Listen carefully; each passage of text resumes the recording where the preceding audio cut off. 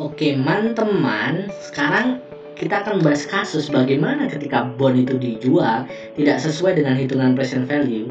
Maksud saya ini kan kita udah ada soal, kemudian kita selalu ketemu present value-nya. Ini misalnya nominal 500, kupon 10%, N7 12%. Present value-nya ketika dihitung adalah 454. Nah, bagaimana ketika ternyata kita deal harganya nggak 454? Ini kan hitungan kita aja.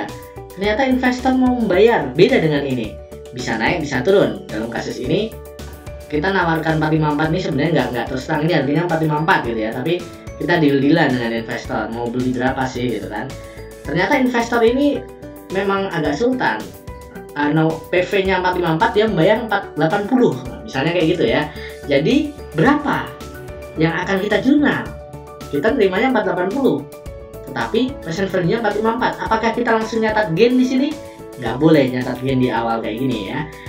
Ketika kita menjual bond di sini, maka kita akan menyesuaikan bondnya dengan harga dealnya, present value adjusted-nya, yaitu 480 juta.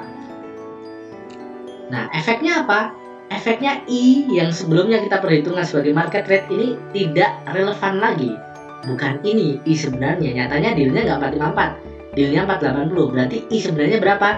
Itulah yang kita cari. Oke, nah ini kita pindahkan dulu di sini biar nggak lupa. Ini 454 itu adalah ketika I-nya 12%. Ketika PV-nya 480, I-nya berapa? Itu pertanyaannya. Ini sama dengan kasus ketika ada bond issuance cost untuk bond yang diterbitkan dengan metode amortize ya. Kita mencari I-nya berapa?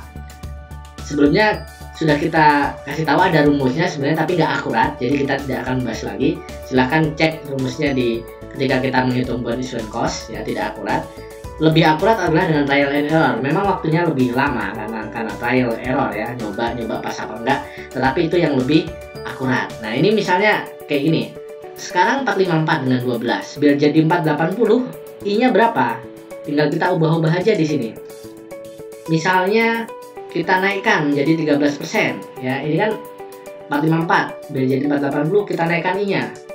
Oh, kita naikkan I-nya malah menjadi semakin kecil present value-nya. Berarti kita turunkan, tadi kan 12 ya. Ketika 454 kita turunkan jadi 11. Masih kurang lagi. Kita turunkan lagi jadi 10. Jadi ketika I-nya menurun, market di sininya naik. Kelebihan ya. Artinya antara 10 dan 11, karena kalau 11 di bawah 480, kalau 10 di atas, berarti antara 10 dan 11. Nah, singkat cerita ini kita udah nyoba-nyoba, akhirnya ketemu angka yang pas, yaitu 10,844%.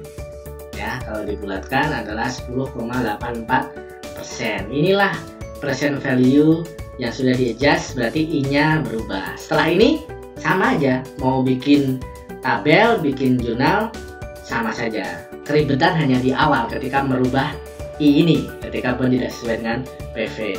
Jurnal selanjutnya sama seperti yang di video sebelumnya di jurnal akuntansi bond. Ya, ini tabelnya dan jurnalnya sudah pakai 480, bukan pakai 454 yang sebelumnya karena sudah berubah. Silahkan dilanjutkan kalau mau melanjutkan jurnal ini. Excelnya bisa di-download di description. Inilah tentang bond ketika tidak dijual sesuai dengan present value.